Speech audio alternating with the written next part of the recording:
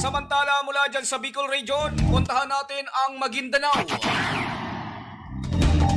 Top 10 most wanted person sa regional level, arestado ng mga otoridad sa bayan ng Barrera, Maguindanao, mga kaibigan.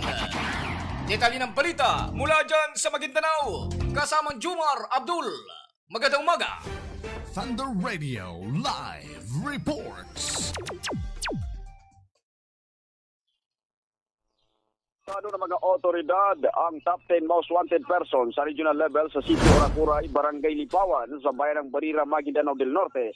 Pasado 1:20 ng hapon nitong araw ng Miyerkules, Setyembre 25, 2024. Kinilala, arestadong akusado na si alias Uting, 56 anyos, may asawa, magsasaka at residente ng Barangay Lipawan sa nabanggit na bayan. Inaresto ang suspect sa bisa ng warrant of arrest para sa paglabag sa Article 248 ng RPC o kasong pagpatay sa ilalim ng kasong criminal number 2022-13126 na inilabas ni Honorable Kasante Abdurrahman, Presiding Judge, Branch 14, Regional Trial Court, Hall of Justice ORG Compound, Cotabato City, na inilabas noong ika-6 ng Abril 2022.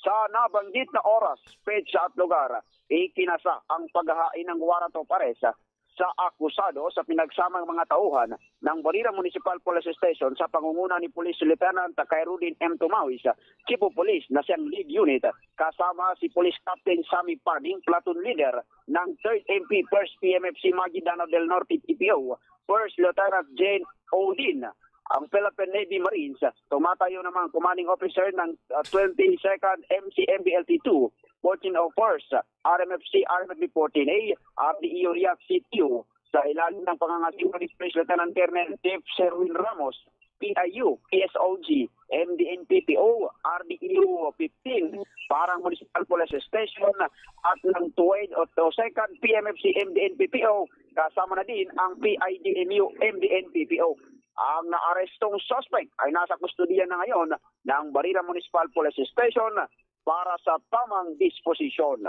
Report mula dito sa region ng Bangsamoro, Jomar Abdul, para sa mga balitang bago at mabilis. Thunder News, Philippines. Thunder Radio Live Reports. Maraming salamat kasamang Jumar Abdul mula dyan sa Maguindanao, mga kaibigan.